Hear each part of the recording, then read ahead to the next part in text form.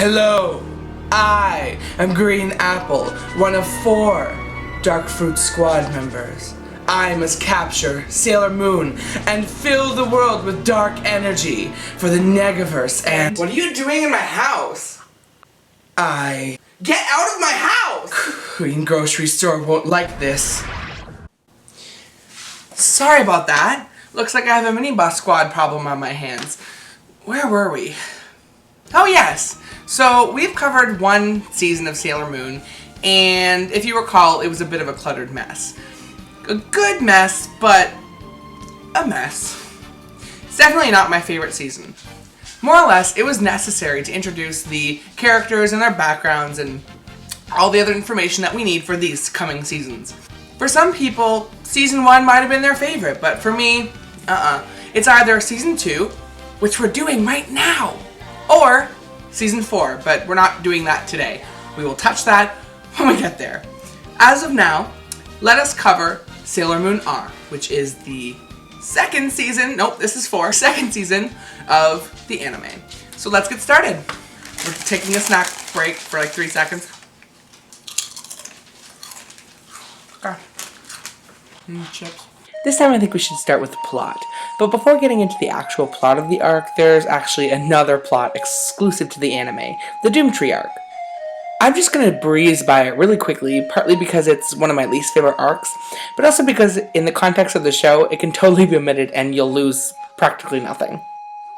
At the end of the last season, our Sailor Scouts had defeated Queen Beryl and lost their memory. Why? Well, a couple of reasons. But first and foremost, it was because nobody was sure if Sailor Moon would be continuing.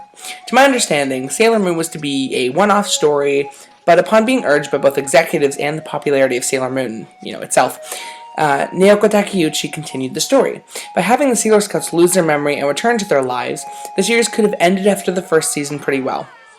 However, once Takeuchi decided to continue, the anime did as well, but this led to delays. From here on out, the anime would be produced alongside with the manga, so they were given plot information as it was being put out, and couldn't release anything that wasn't already revealed in the manga. So those in charge of the anime decided to create a short original arc to give Takeuchi time to get ahead with the manga and finish the arc. This arc revolves around siblings Alan and Anne, who are alien invaders! They were the last of a race of beings who lived on a celestial tree-like being. Well, after a long time, the tree found itself dying and in need of energy, so the siblings traveled to Earth to gather energy for the tree. Nothing really special, but I have to give it props for creating a story that at least somewhat fits the feeling of the rest of the series. It also gave the writers a chance to undo the Scouts' amnesia before, the real second arc started. If you're interested in this arc at all, I urge you to visit the Sailor Moon wiki or just watch the episodes themselves. They're kind of interesting, but we're not really going to talk about them too much. Alright, to the main plot. Remember how the first season dealt very prevalently on what happened to the main characters in their past? Beryl had destroyed the kingdom of the moon, and the Sailor Scouts were sent to the present to defeat the evil at a later time. Well, this season deals with the future. It's a nice bit of continuity, and it feels very appropriate. Rather than just a new story, it feels like a continuation. In my opinion, it's the last time there's a real sense of coherency in this story, at least until the final season.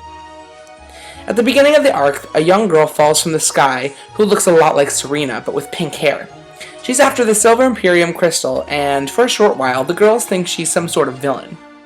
That is until the true villains show up very shortly after. These villains are basically future terrorists. Their plan is to corrupt the present-day Tokyo to essentially rewrite the future while also pursuing Small Lady, the little girl. This is because she's the only thing essentially stopping their plan.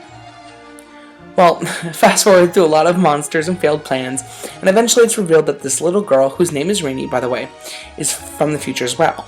She takes the girls into the future with her, where it is revealed further that she is the daughter of Neo Queen Serenity and King Darien, who are Sailor Moon and Tuxedo Mask's future forms. Apparently, because they are mystical beings from the past, they stop aging at a young age, and basically live for a very long time.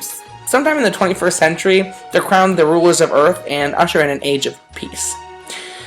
However, sometime after this, a group of terrorists, led by a jealous prince and also the Phantom Wise Man, essentially destroy this peaceful kingdom known as the Crystal Tokyo. Being one of the only survivors, Rini travels back to the past in an effort to undo what's been done. Does this sound confusing? Well, on paper it's a bit nonsensical. It works well as a plot, and it has a more space-like theme than the previous season. See, Beryl and the Generals were beings from space like the Scouts. However, really there aren't a lot of indications. Speaking of villains, let's talk about them. These villains, dubbed the Black Moon Clan, they ride spaceships, they have futuristic technology, they come from beautiful futuristic landscapes, and overall they're just pretty interesting. So this arc is a lot more interesting for me than the previous one. Like the previous season, the big bad is a royal figure of sorts. He commands another group of higher-ups, but this time there are even more baddies. One of the higher-ups, Rubius, has a quirky mini-boss squad that he commands, so it's like a quirky mini-boss squad's mini-boss squad. Get used to it, there's a lot more of it in the next few seasons. Anyway, I love these guys. They're a lot more visually appealing in my opinion, more color, more obvious themes, and it doesn't hurt that a lot of the villains at this time are badass women. There's a good mix of men and women villains this season as well. Also, this time around, rather than just sticking with the first season's monster, there's a new type of monster introduced. Droids are essentially monsters of the week, but all of them have these big crystals on their forehead. When they die, they turn to dust and the crystal falls to the ground. In general, Sailor Moon is pretty good about creating new monsters, and each season has a somewhat original take on the monsters. So season 1 you get, the normal Yuma in the Japanese version, or just monsters in the English one, but this season we get droids, so thank God for those droids, and next couple seasons we'll see even more of them. The Spectre Sisters. This particular mini-boss squad is probably my favorite group of villains this season. They follow a very interesting theme that we haven't seen so far. Each of the sisters is supposed to mirror one of the Sailor Scouts, minus Sailor Moon. Each one has a power that mimics that of their respective senshi. Katzy, I'm not listening to you anymore, is the first to appear. She uses fire to attack and is meant to mirror Sailor Mars. Her voice actress changed in the second appearance, and it's kind of distracting. She went from a very normal voice to having a rough, almost shrill voice. Her outfit is also ridiculous. A full bodysuit and a purple tutu. Fashion. Birdie is the next in line. Crystal Tokyo will only be a thought in the past. Her outfit, it's ridiculous too. For someone whose power revolves around ice, her outfit doesn't give her much in the way of warmth. Aside from this though, she's pretty interesting. Her opposite is Sailor Mercury. Avery is the third sister, and her foil is Sailor Venus. Men just instinctively flock towards my unbelievable charm and natural beauty. Her outfit is pretty cool. A gold bustier and a red skirt thingy. Kind of interesting. Prisma is the fourth. I'm your older sister, so I get to go first. And her foil is Jupiter. She's presented as the leader of the squad, and it shows. She's the last remaining sister to attack the Scouts, and she's given, the MacGuffin of increased power to do so. The manga portrays them very different. In the anime, they are middlemen who take turns attacking the Scouts and corrupting the city. They eventually all turn to the side of good and enjoy life as a human. In the manga, they are one-off villains who get killed in the same chapter they first appear. Their plans also differ greatly. Katzy sets people ablaze and disguises herself as a fortune teller to turn people to the side of evil. Birdie calls out Mercury for an intense game of chess. Prisma infects people with an illness and then has them replaced with droids, and Avery attempts to brainwash people. Rubius! He serves as the leader to the Spectre Sisters. Really, he doesn't do too much apart from quipping with his equals and reporting to superiors. The sisters come to him and talk about their plans, and he yells at them when they fail. Give me a break. You're a loser. I've got no interest in teaming up with a failure like you, Katzy. Don't bother coming back to headquarters. You're no longer a member of my team. His outfit is very combat chic. In the end, he dies because he's a failure, like so many other villains in the series. Emerald. The last leading lady of the Black Moon Clan. She's vain, jealous, and seems to find everything funny. Constantly using her fan, maybe she's always hot? Her schemes pick up after Rubius is dead. Much like Prisma, her color is predominantly green. Also, she turns into a fucking dragon.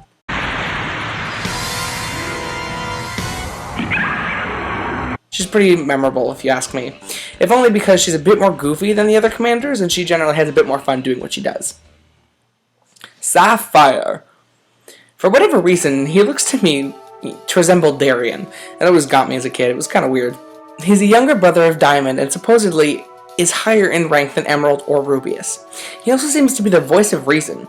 When Diamond doesn't really question Wise Man, Sapphire doesn't trust him, and with good reason. He is shown to care very deeply for his brother and believes in his cause. Don't listen to him!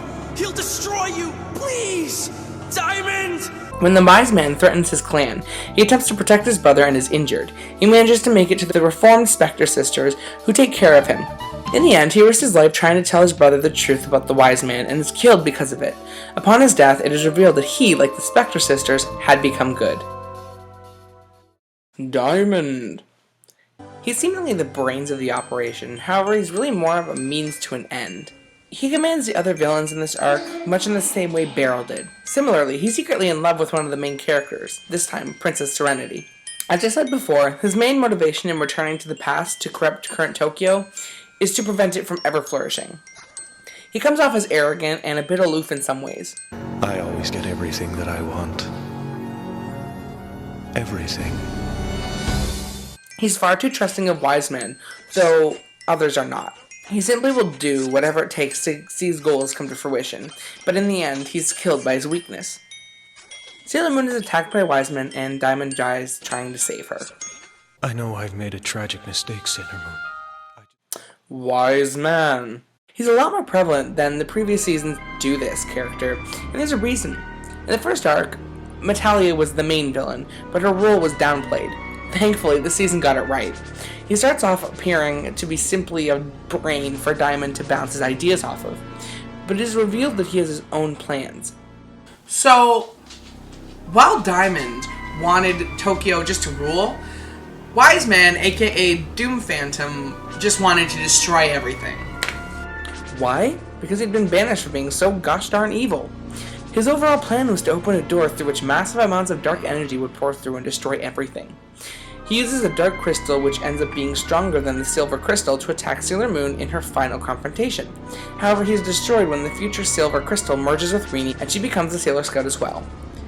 The combined power of the crystals from 2 points in history overpowers him. Bye-bye, bad guy.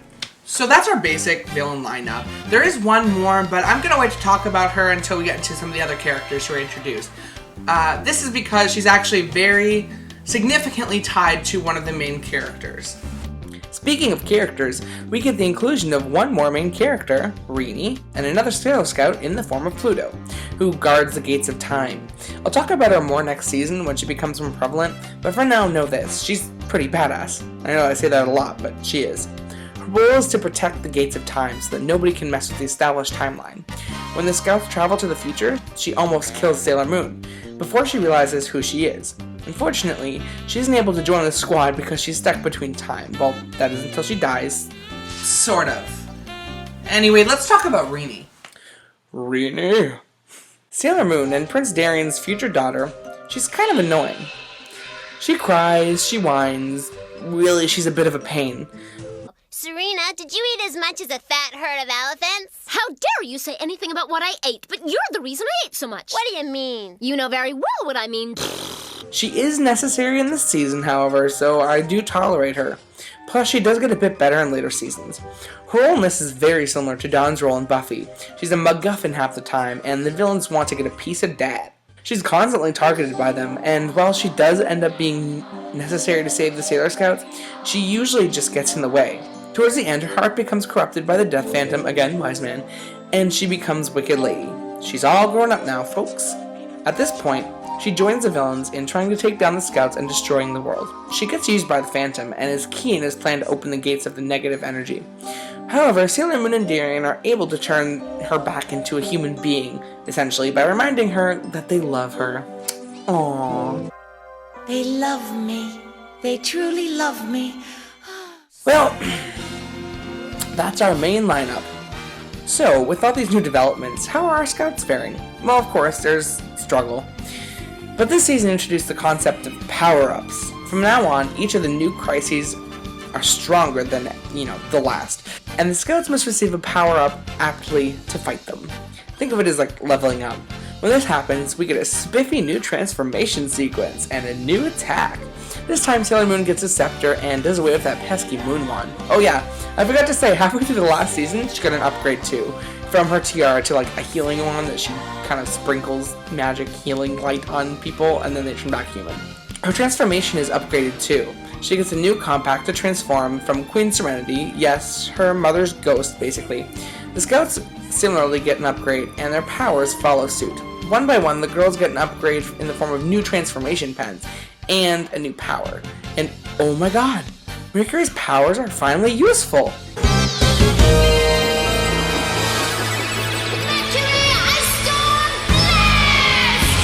This season has more differences than the previous, but it generally hits the same marks, sort of. See, each of the Spectre sisters manages to capture a Sailor Scout, until only Venus, Moon, and Tuxedo Mask are left. That doesn't happen in the anime. Also, the villains don't turn good, like any of them. Also in the manga, the love of Tuxedo Mask and Sailor Moon creates a new scepter. It isn't given to her by her mom.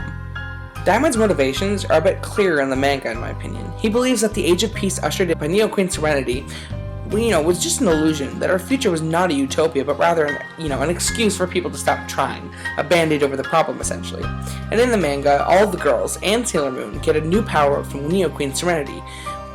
Why she can't just give them the power-up that's like the most powerful and save them the work of having to level up to get there over time, I don't know. Like, I'm sure she has it laying around somewhere, probably. She had to go through it herself. You think you'd have a closet where you just keep that stuff, but whatever. Anyway, to be honest, like I said, there are more differences, but it isn't anything like super major. We still get the same place as the anime. There are just, some different basic character changes, some added removed information between the two. Still, it's a bit more changed than the first season in terms of character story and whatnot. There isn't too much more to say about this season. It's a lot more interesting in my opinion though. The girls begin to come into their own, the villains are a lot more fun, and the visuals can be at times glorious. The new characters don't feel forced, and the plot doesn't feel redundant. Can we please take a moment to appreciate that? It would be so easy for a sequel series with new villains and a new storyline to just be, a rehash of the previous. Introduce new bad guys, have the scouts fight him or her. But we get a new story. Not only this, but we get further insight into the future of our characters, and we get villains who at times can be deep. Yes, they always send out monsters, but that's something that isn't going to change at all in the show.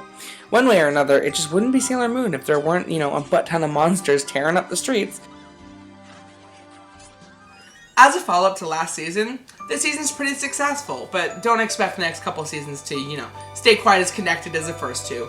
See, from here on out, not only do we switch producer and we change our voice actors and everything, but we also do away with the Sailor Moon Says and Today on Sailor Moon bits, so it's a little bit different of an experience.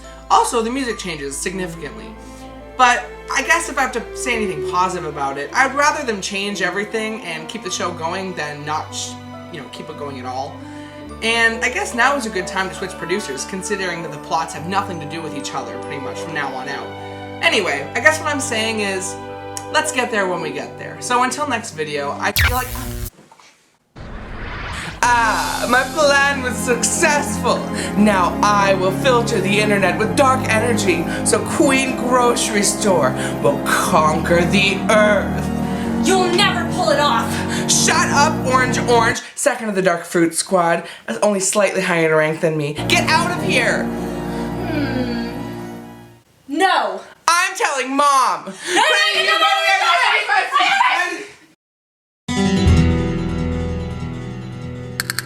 Giving can be just as much fun as receiving.